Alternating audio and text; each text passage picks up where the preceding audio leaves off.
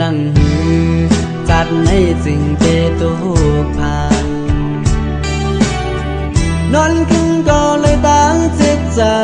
วุ่นก็เลยตกน้ำตาเสขันใจขันขอเตก็เคยลาดออก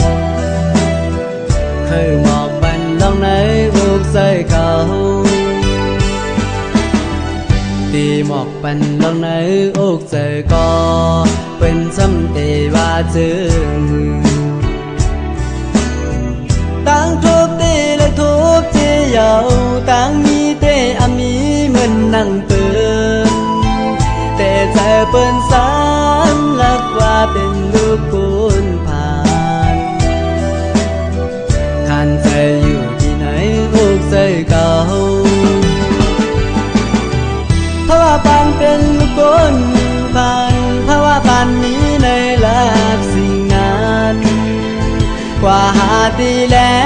งในซ้ำอำแดดปูนผ่านขันใจเพราะว่าปานนอนเก่าตาเทไรมีจึงนั่งเปินวุ่นนำย้ำเลี้ยวพอมีเงินพี่น้องมาหา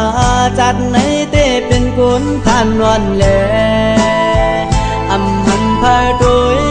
เพราะว่าบ้านกุนผ่านนอนมองใจเยาที่ยอมไปก่อนหน้า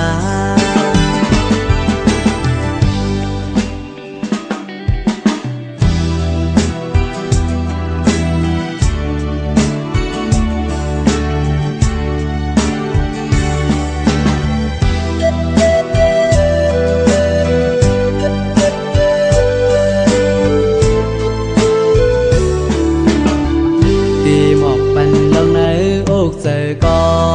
เป็นซ้ำเตว่าจึง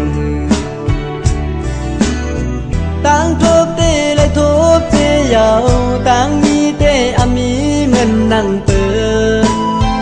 แต่ใจเปิ้นสารลักว่าเป็นลูกคุณผ่านขันใจอยู่ที่ไหนอุกใส่เก่าเพราะว่าปานเป็นลูกคุณผ่านเพราะว่าปานนี้ในลักสิ่งนั้นกว่าหาตีแรงในซ้ำอำแดดปูนผ่านขันใจ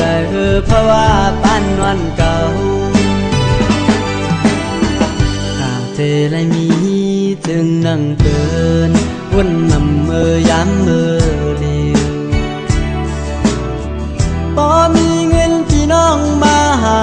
จัดในเต้เป็นกุนผ่านวันแลอำหันพาโดยเพราะว่าบ้านกุนผ่านนอนมองใจเยาที่ยอมไปก่อนหน้า